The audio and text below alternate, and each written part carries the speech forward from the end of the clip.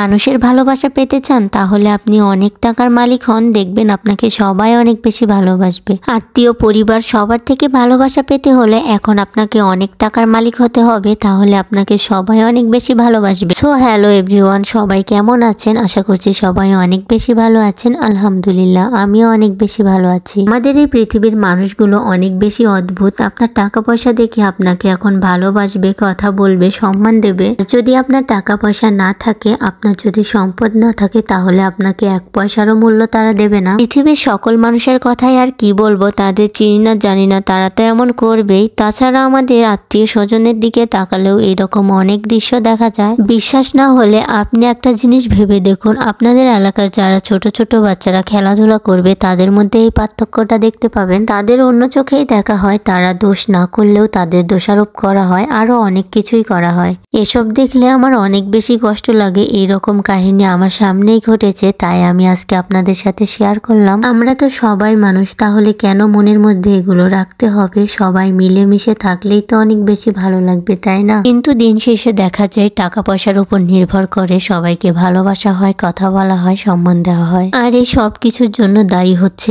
গীবত। আপনি একটা মানুষের কাছে গিয়ে বসবেন, এর কি আছে ওর কি আছে এটা নিয়ে বসে পড়বে কথা বলতে, অথচ একটাবার তার নিজের দিকে তাকাবে না তার নিজের কি আছে। আর এইসব ঘটনা যদি একটা ছোট বাচ্চাকে কেন্দ্র করে হয়, তাহলে বলুন তো আপনার মনের অবস্থা কেমন হবে? একটা ছোট্ট নিষ্পাপ বাচ্চা যে কিনা বুঝেই না তার বাবার কি আছে না আছে, তাকে যদি এইরকম করা হয় বা তার সাথে যদি এইরকম মন মানসিকতায় চলা হয়, বলুন তো তার মনের অবস্থাটা বড় হতে হতে কি হতে পারে। তবে এগুলো কিন্তু ছোট বাচ্চারা করছে না, আমাদের মতো বড় মানুষরাই এগুলো করছে। এগুলো করে তাদের লাভটাই কি? একটা কথা কি জানেন, যদি ওই বাচ্চাটা বুঝতে পারতো আপনি তাকে দেখতে পারছেন না বা সহ্য করতে পারছেন না, সে দ্বিতীয়বার আপনার কাছে আসতো না। অথচ সে কিছু বুঝেই না, সেই জন্য আপনার কাছে বারবার আসছে। সম্পদ, টাকা সবকিছু বাদ দিয়ে আমরা যদি সবাই একসাথে মিলেমিশে থাকতে পারতাম, তাহলে কতই না ভালো হতো। চারিপাশে এগুলো দেখতে দেখতে মনটা অনেক বেশি ক্লান্ত। আর এইদিকে আমাদের বিলে অনেক বেশি সরিষা ফুল ফুটে গেছে। এর আগে একবার আসছিলাম দুপুর বেলাতে,